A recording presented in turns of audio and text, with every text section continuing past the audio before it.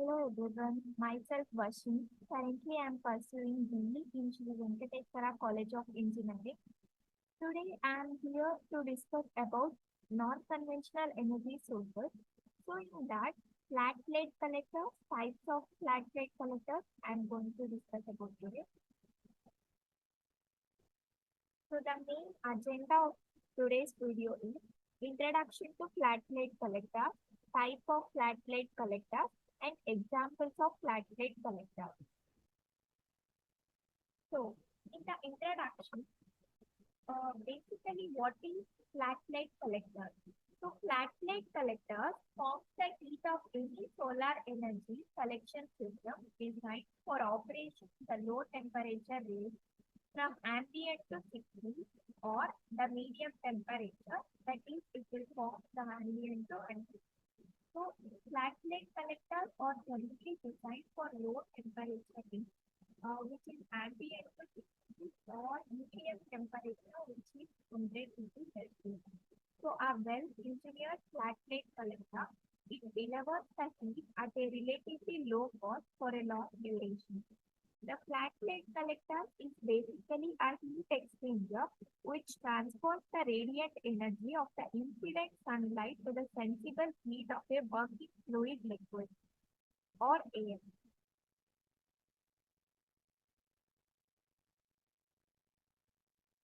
This is the picture which generally depicts how the flat plate collector works. So as you can see here, this is the flat plate collector, and as you can see, this is the absorber plate. So absorber plate is covered with a glass cover, and here sun radiation. As soon as the sun radiation falls on the absorber plate, so after when the sun radiation emits on the absorber plate, it will just reflect back, and again it will go back. Again with the rain or wind or snow, again it will be converted into convection method. And also you have here insulation cover.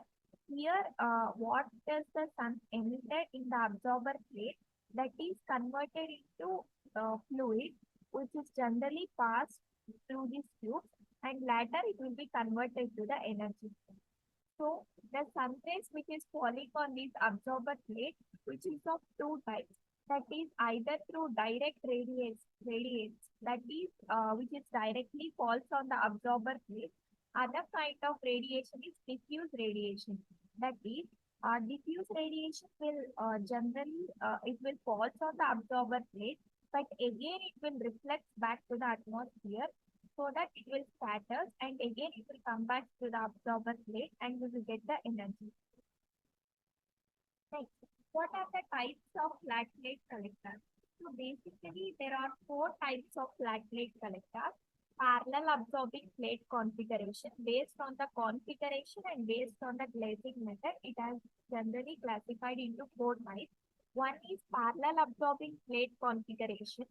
Second is series absorbing plate configuration. Based on the glazing, we have glazing and unglazed. So this is also a flat plate collector.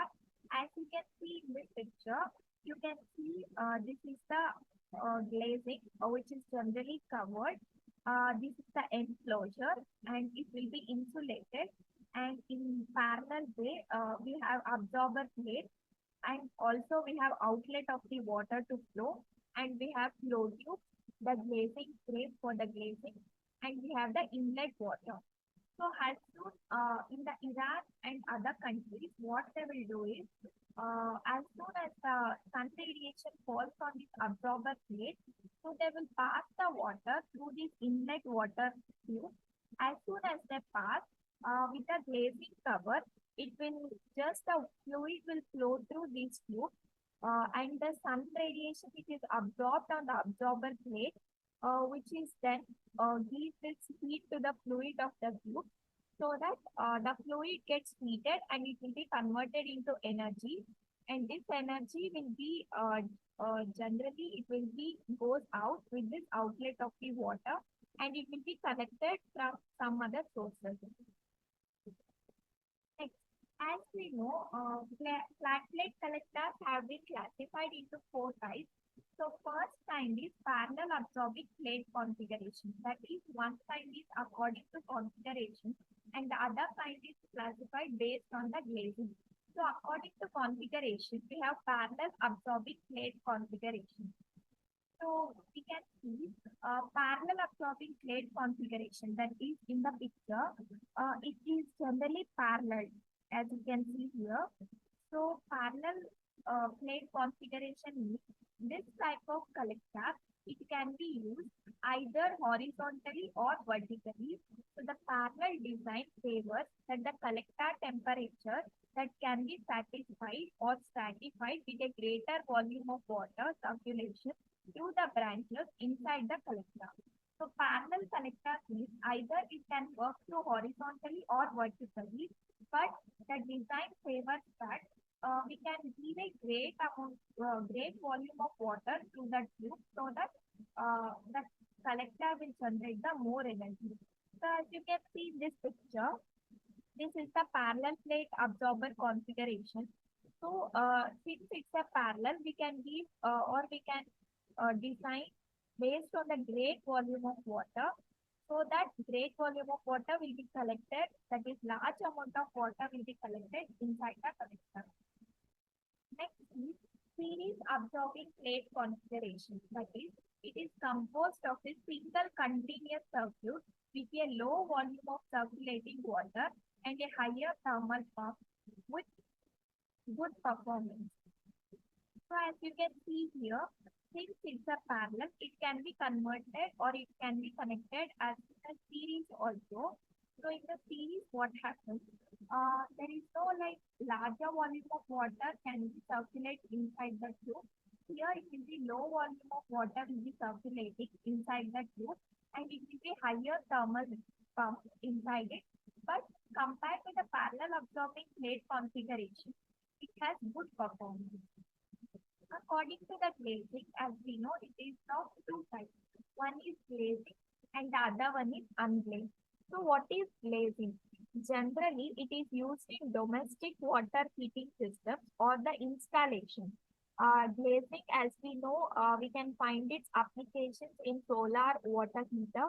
As you can see on the top of the roof or on the terrace of the house, you can see it has been installed. That is called glazing. So it is basically used for domestic water heating system. So the operating temperature for glazing is generally between 30 degrees Celsius and 60 degrees Celsius. It consists of an insulated box covered by glazing. So inside the glazing box, there is an absorbent in which the heat will be transferred so that the fluid circulates. That is how it generally works, the glazing. You can consider the example of solar water heater. As you can see in this picture, as you can see in this picture, consider this as a like solar water heater which has been installed on roof of the house or top of the house. So as soon as the sun radiation falls on this, as there is a fluid or there is a water inside this tube, as soon as the sun radiation falls on this tube, so that what happens, the fluid inside the tube will get heated up and it will be converted into some kind of heated fluid. So it generally works between 30 degrees Celsius and 60 degrees Celsius. And inside the tube, there is an absorbent. So what is the absorbent work into? It will generally, like, it will just transfer what the water has been there to the heated water, or it will be get heated, or the fluid inside the tube will get heated. So the glazing blocks infrared radiation and insulates the air gap above the absorbing plate to keep warm.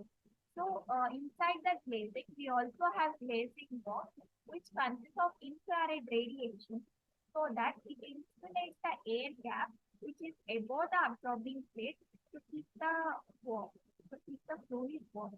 So as you can see here, inside the glazing, as soon as the air gap has been across in this fluid or in this tube, so it will just generally prevent it going to the absorber plate and it will keep the fluid warm. Next, unglazed. As we have seen the previous slide, that is the glazing part. Next one is unglazed. So this type of flat collector is much cheaper but less widespread. So compared to the glazing, it is much cheaper but it is less widespread. So depending on the outside temperature, it is generally used in swimming pool heating systems. So as we can see in the glazing, it is generally used for the domestic purpose like solar water heater or like solar cooker like this. But in the unglazed, it is very much cheaper compared to glazing, but it can be generally, it depends always on the outside temperature and it is generally used in swimming pool heating systems. But it can also be sometimes used as also hot water heating system in hot countries like Iran, Iraq, Dubai, like these kinds of countries. It can be used as a hot water heating system. So in temperature areas or temperate areas, it will generally work for the operating temperature, that is optimum temperature for the unglazed configuration. It is always below 30 degrees Celsius. So compared to the glazing, as you can see, so unglazed is much cheaper and it cannot be used for economic purpose. It can be used only for the swimming pool heating system and it can also be used in the hot countries for the hot water heating system. But in the temperate areas or coming to the temperature, it always works fine with the below 30 degrees Celsius of temperature. Thank you. Please like, share, and subscribe to this channel. And please like this video. I hope you have understood something in this video.